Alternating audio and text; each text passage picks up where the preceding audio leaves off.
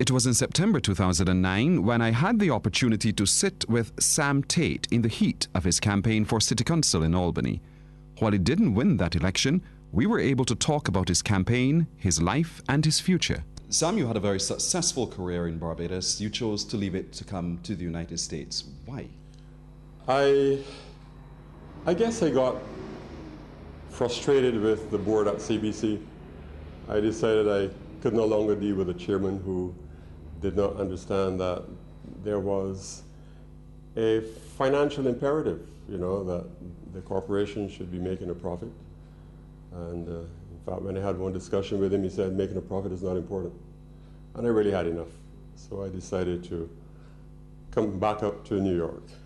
You could have come back up and you could have just filtered right back into regular society, but instead you chose a different path. What were some of the factors that prompted you to embark on the path that you're currently on? Actually, it was because a person who was involved in politics approached me and said, why don't you run for city council? And that conversation continued for a good 2 years or so. I had no interest because in Barbados, city council is no big thing. If you are an elected official and you're a government minister or a member of parliament, that is important.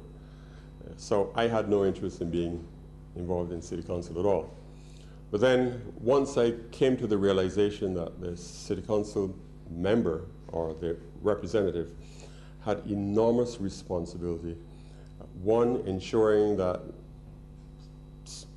pieces of the huge budgets, a $60 billion budget, which is larger than the budget of Caribbean countries put them all together, ensuring that that money filters through to communities. And the city council member had responsibility for ensuring that the various city agencies performed their job efficiently with respect to their own communities, and had two important responsibilities. One was to write legislation and also be responsible for supporting or not supporting legislation. And on the other hand, ensuring that residents were satisfied with the services that were provided to them through this huge budget. And then I began to look at other districts.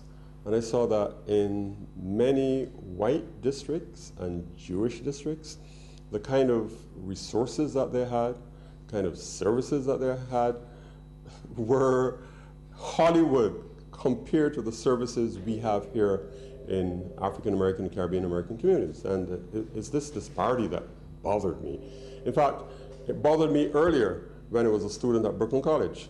Brooklyn College is positioned right between a Jewish neighborhood and a very affluent Jewish neighborhood, and then a Caribbean American and African American neighborhood. And you saw where the quality services ended. And that used to bother me even when I was a student. So after mulling the offer for a very long time, I decided, it is city council and it's not like city council in Barbados, so let me take the plunge. Sam, your passion for politics, I'd like to find out who or what ideologies inspired you to take up and get involved in the political fray. Well, I go back to Errol Barrow. Errol, at first, I did not understand. I don't think he understood me either or cared to. I was young. Young people misunderstood Errol Barrow. We all thought that he didn't care about young people. It's only after you developed a relationship with him that you truly understood that that was so far from the truth. Errol, one only has to remember that he decided that Barbadian young people should have free secondary education. So if he didn't care about young people, he certainly would not have made that kind of mark. But I was a youngster at CBC at the time. And I was the type of youngster who did not play by the books. I used to be reprimanded for not being a yes man. I was told very often, you must learn when to say yes. And I couldn't do it, not at that age. So I did not have a relationship with Errol, but I always admired his policies. Later, of course, Branford and I, once he returned from the United States, spent a lot of time at his house, playing dominoes every Friday night. But of course, at those sessions, several politicians passed through. So it was not just a question of playing dominoes. We were discussing the politics of the day and what was necessary to ensure that, one, the country was well managed, two, the challenges that the country faced from larger countries. I remember being at the early heads of government meetings when a decision was made that we would practice what was termed democratic socialism. And I was there in the discussions with Forbes Burnham and El Barra and Michael Manley and other prime ministers. And what struck me from those early conversations with Branford and with Errol and other government ministers, and also the other prime ministers of the Caribbean, was how they were able to provide resources to nationals with monies that were so scarce. And you wondered how with little amounts of money they could provide education, free education, provide health services, provide the kind of social services that allows many of our countries to provide a really quality standard of living for everyone. And I looked back at the situation here and I said, we got a budget of almost $60 billion, and in black communities, our elected officials, you know, especially in city council, I'm providing diddly squat. And that bothered me coming back here.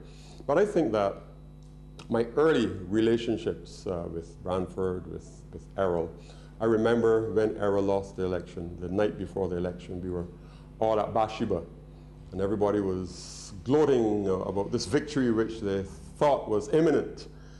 And my still but deep voice said, we're going to lose this election.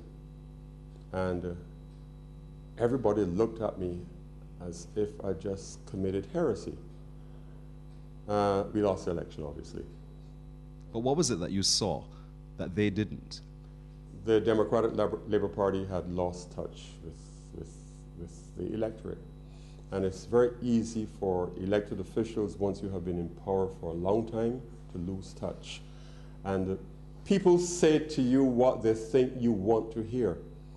I've never been afraid to say what the truth is and what I think is important that you know, which is one of the reasons why I left CBC, because I was not going to pander to the wishes of a chairman on a board who really didn't understand their responsibilities or thought they understood their responsibilities. So Errol never forgot what I said. At first he thought it was just out of place. But then several weeks after, he said to me, Sam, what did you see that we didn't see? And of course I told him. We became very good friends from then on. And I became very involved in the planning of the public relations section of the Democratic Labour Party.